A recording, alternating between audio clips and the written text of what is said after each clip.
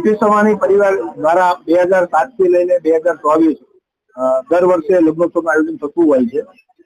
આ વર્ષે પિયરિયું લગ્નોત્સવ તારીખ 14 અને 15 ડિસેમ્બર શનિવાર અને રવિવારના રોજ યોજાશે. આ લગ્નોત્સવની સાથે સાથે પીપી સવાણી પરિવારની એક નવી શાળા જે કતારગામ મુકામે શરૂ થનાર છે તેનો પણ શુભારંભ આદરણીય મહંત અને પરમ પૂજનીય શ્રી મોરારી બાપુના હસ્તે થશે. આ લગ્નોત્સવની અંદર 111 દીકરીઓ પિતા વેવણી 111 દીકરીઓ પ્રભુતામાં પગલા પાડશે અને આ 111 દીકરીઓ પૈકી 2 દીકરીઓ મુસ્લિમ ધર્મની અને બાકીની 109 દીકરીઓ છે એ હિન્દુ ધર્મની.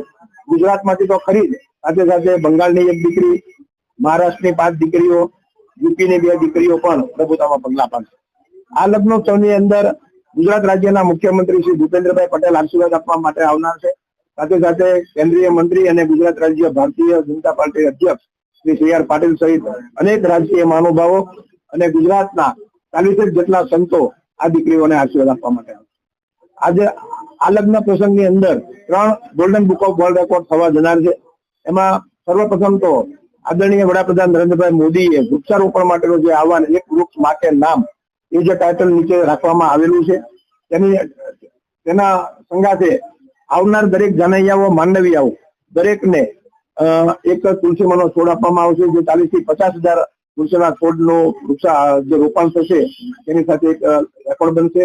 સાથે સાથે લગ્નોત્સવની અંદર એક તોરણ 370 ફૂટ લાંબુ બનાવવામાં આવશે, જે પણ એક રેકોર્ડ થનાર છે. અને સાથે સાથે 5,274 પિતા વિહોણી દીકરીઓના